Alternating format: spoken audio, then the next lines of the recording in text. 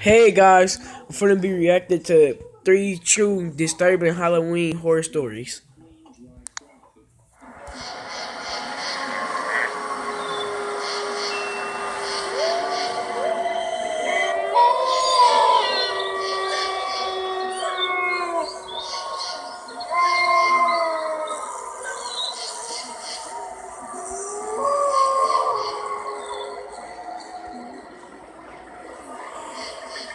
Halloween 2016.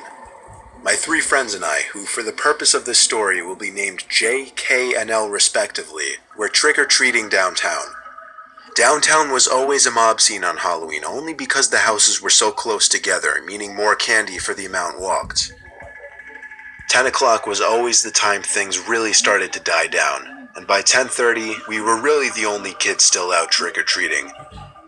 Only like 1 in 10 houses actually open their doors this late, so we called it quits with the trick-or-treating and decided to just screw around. It was a Saturday night after all. As we called it quits with the trick-or-treating, a lone person in a clown costume was walking really slowly from the black fog in the distance. This was a legit clown costume too. The makeup was crazy. From the slit-mouth smile to the blood-filled boils, it was a scary costume.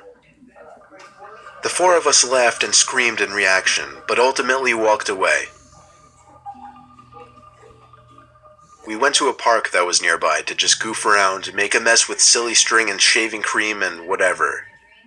We weren't the first, however.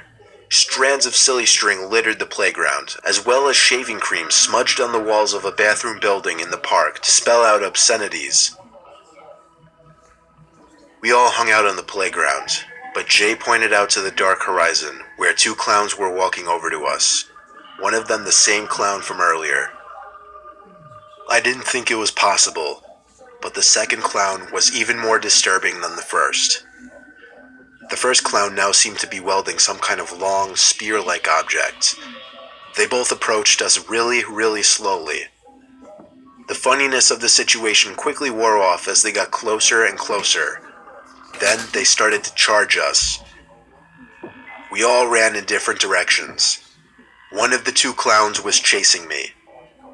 Out the park and down the street I ran. I didn't know the area too well, but I did know how to get back to Elle's house. I ran all the way there. About halfway there I lost the clown. I called Elle and told him I was in his backyard. He was out of breath, but he said he just lost one of the clowns and was on his way over now. I said I'd call Jay, and he said he'd call Kay. Luckily, Jay picked up on the first ring. He wasn't being chased, so he didn't sound as freaked out as Elle did. I told him to meet us at Elle's house. 10 minutes later, all four of us were in Elle's backyard, gathering our thoughts and discussing what just went down. We had a good laugh about it now that it was over as we ate some of the candies that we got. Kay went home, while me, Jay, and Elle hung out in the living room for a while. Lights off, TV on, playing some Xbox One party game. Jay looked out the window and then ducked, and told us to shh and turn off the TV. When we asked why, he said there was a clown out there. I didn't believe him, so I looked out the window. He screamed, "Don't," but it was too late. The clown standing outside of Elle's house looked right at me through the window. I shut the curtains and told Elle he wasn't lying. His parents weren't home, so going to his dad wasn't an option. Instead, we shut off the TV and went upstairs to Elle's bedroom. We looked out the window. The clown wasn't there anymore. Actually, we never saw either of the clowns again. But the next morning, Elle texted the three of us, saying he found a rubber clown nose on his backyard patio table. He said it was obviously placed there with intent to scare us, and mission accomplished because it worked. Luckily, that clown epidemic didn't last more than a month later. After that, it just became an old story.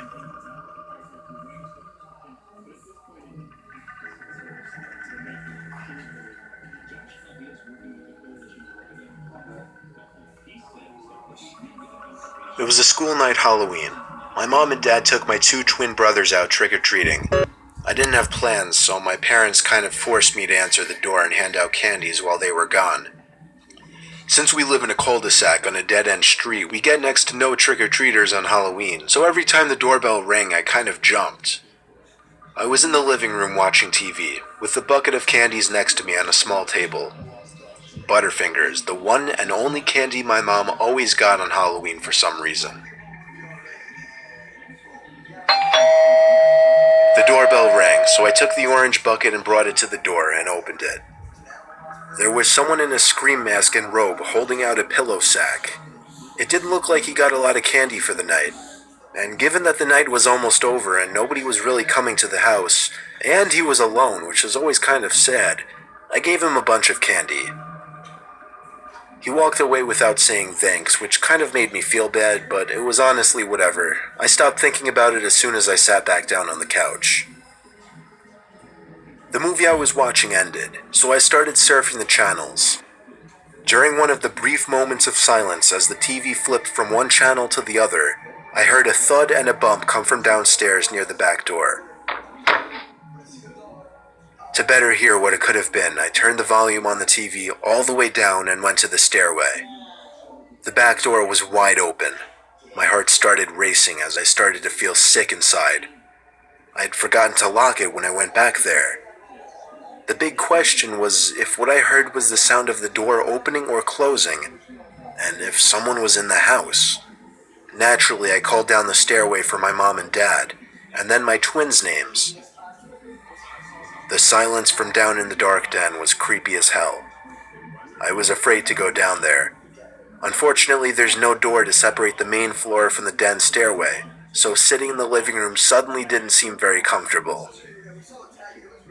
I kept the TV on, but muted. I just felt safer with the extra light it provided.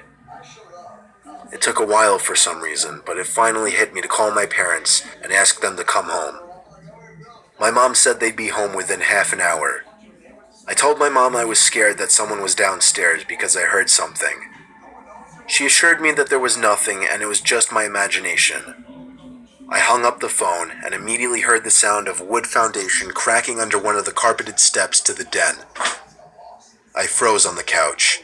Literally, I couldn't move a muscle, not even a finger. Then there was another crack.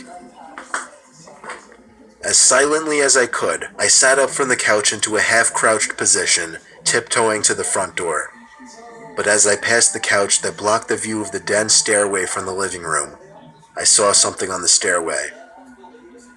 It was a scream mask, leering up from the stairs at me, but in a way where he was obviously not trying to get caught. The angle at which I saw the mask and the dark lighting made the sight so much more disturbing. When he saw me, though, he went the other way, back into the darkness of the den. I locked myself in my room upstairs and called my mom again to tell her what happens. They cut their trip short and came home. Only when my parents got home did I feel safe to leave my room. My dad and I checked the whole den, every closet, every room. Luckily, there was no one. The moral of the story simply comes down to keeping your doors locked, because apparently this guy just helped himself through our back door.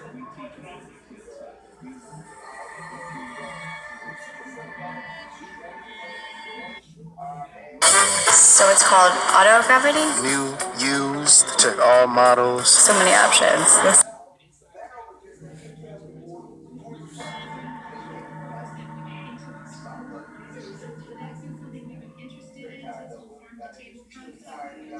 My older brother was having a Halloween party. He was a sophomore in college. I was actually only in the 8th grade. Our parents weren't home all weekend, so he was taking advantage of the opportunity, I guess. He made it abundantly clear he didn't want me in the house during the party, but fortunately I already made plans to go trick-or-treating with 2 of my friends. We all agreed it would probably be our last year trick-or-treating, so we wanted to make it a good time.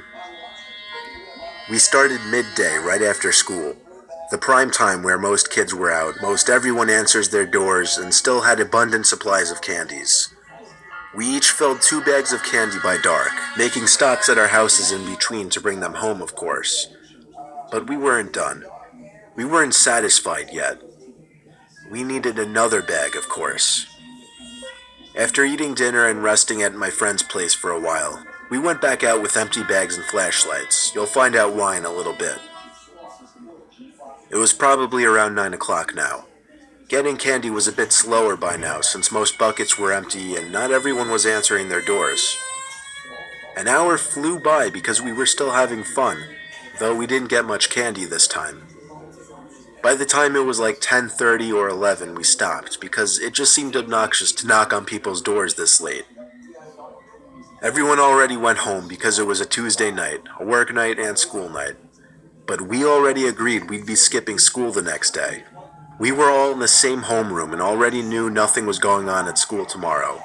So to us, the night was still young. So we went for a run to what locals called the Ghoul House. It was a house with some history. A couple got divorced after their child somehow died in the house, and then the wife moved out. A couple weeks later, the husband shot himself at the kitchen table. It's been fenced off ever since. Why the house hasn't been sold or torn down by now is beyond me. When we got there, we realized how scary the house was in the dark. It stood taller than the other houses, and it had a black fence surrounding the front yard, with overgrown bushes hugging it. The front gate was pretty easy to hop. The deviance of what we were doing just made it so much more thrilling. We walked around back just to be safe, hoping no neighbors would see us. The back windows were boarded up from the inside, and the back door had a table wedged up against it. Someone clearly tried really hard to keep people out, possibly a neighbor. Through teamwork, we were able to lift the table quietly from off the door and onto the grass. The door was missing a doorknob, and it pushed in relatively easily. We were inside, and it felt weird, felt uncomfortable, and at the same time exhilarating. All of us had our flashlights, creating a decent amount of light in the otherwise pitch-black building. We were in the back living area of the house, some kind of den. The wood floors were all creaky as hell, and everything seemed to have been untouched for years. It didn't seem like anyone ever really broke in there before. That room was clear of anything interesting, so we moved on to the kitchen. An archaic fridge sat in the corner. One of my friends opened it up, and immediately the room filled with a stale, rotten, plasticky type odor. The fridge had some old empty milk and orange juice cartons. That was about it. The whole kitchen smelled foul, so we got out of there quickly. Next was the living room, and this room was just creepy. Something about it, I don't know, it just made you think that any time you turned around, there'd be someone standing in one of the corners. One of my friends pointed his light up and said, "Look at that." There was a giant hole in the ceiling, which led right up to a room upstairs. As my other friend and I also shined our lights up there was a couple thumps from right above us. We all shut our lights. I got that horrible, painful feeling in my heart area from what I just heard. We all whispered very, very lightly that those were definitely footsteps. One friend whispered we should go up there, see what it was. My other friend and I said absolutely no way and started tiptoeing to the back door. But he was persistent. He didn't follow us. Instead, he went upstairs. He didn't even make a good effort at being quiet about it. We kind of felt like we had to wait for him down in the living room now, so we stayed put. We heard his footsteps upstairs now, crossing the upstairs of the house, until he stopped right above us. My eyes were adjusted to the dark by this point, so even without our flashlights on, I was able to see the figure of my friend, standing above us, looking down through that hole in the ceiling. I tried whispering up there loud enough so that he could hear, but apparently he couldn't. I didn't want to get any louder, but suddenly we heard footsteps coming from the stairway in the living room. We both turned on our flashlights and shined them up to the top of the staircase to see our other friend walking down the stairs. The realization set in immediately, and neither of us had the balls to shine our lights up to that hole in the ceiling to see who was actually standing there. I just screamed run, and we all booked it to the back door, out the house, and to one of my friend's house. The friend who went upstairs said he smelled something foul up there, like a rotting carcass, and that he also heard breathing coming from one of the rooms. To this day, we have no idea who was in that house, but it seemed unlikely that it was just another curious wanderer, given how boarded up the house was. To say the least, we don't go there anymore. Alright guys, that's it for the video. Subscribe and give it a like button.